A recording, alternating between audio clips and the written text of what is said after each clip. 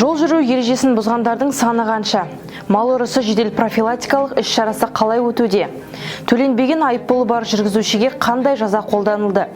Статистика алдамайды, сандар сөйлесін. Әр дүйсенбі сайын тәртіп сақшыларының атқарылған жұмыстарына назар аударыңыз. Мал ұрысы іс-шарасы. Мал жаю қағидаларын бұзған 17 адам жауапқа тартылды.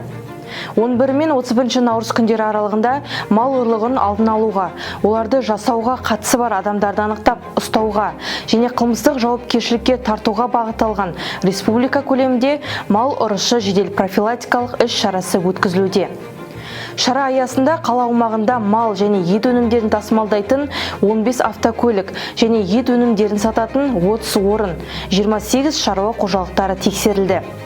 Шалғайдағы учаскелерді, қыстақтарды және ұжымдық шаруа қожалықтарына тексерулер жүргізу кезінде ауыл шаруашылығы жануарларын жаю қағидаларын бұзғаны үшін Қазақстан Республикасының әкімшілік құқық бұзушылық туралы кодексінің 408 бабымен 14 адамға әкімшілік хаттама толтырылып, 170 мың теңгеге жуық айыппұл салынды.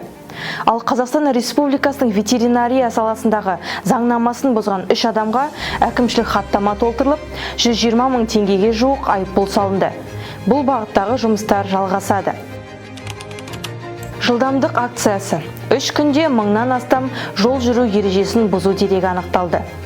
2025 жыл профилактикалық жыл аясында облыс аумағындағы қала сыртындағы және елді мекендердегі тас жолдарда жол жүрісі қағидаларын бұзудың алдын алу мақсатында 3 мен 5 наурыз аралығында Кибершериф Oracle Insight мобильді жылдамдық өлшегіш жиынтық құралдарының көмегімен бағыт тығыздығын арттыра отырып, жол көлік оқиғаларына жол бермеу жөніндегі профилактикалық және түсіндіру жұмыстарына бағытталған облыстық жылдамдық рейдтік акциясы өткізілді.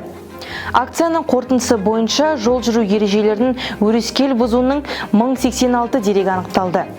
Оның ішінде белгіленген жүру жылдамдығын арттыруы 713, көлік құралдарын пайдалану қағидаларын бұзуы 314, жол жүрісіне қатысушының жол жүрісі қағидаларын авариялық жағдай туғызуға әкеп соққан бұзушылығы 31, құжаттары жоқ және басқару құқығы жоқ адамның көлік құралын басқаруының 27, көлік құралын басқару құқығынан айырылған жүргізушінің көлік құралын басқаруының 8 дерегі тіркеліп, 51 автокөлік айып тұрағына қойылды. Атырауда төленбеген 24 айыппұлы бар автокөлік айып тұрағына қойылды. Атырау қаласының Сәтпаев көшесінде орналасқан Ардагер сауда үйі маңында қорғау базасы арқылы Армения елінде тіркелген BMW маркалы автокөлік тоқтатылды. Тексеру барысында көлік иесінің төленбеген 24 айыппұлы бар екені анықталды. Жүргізушіге қатысты іс құжаттар жинақталып, автокөлік арнайы айып тұрағына қойылды.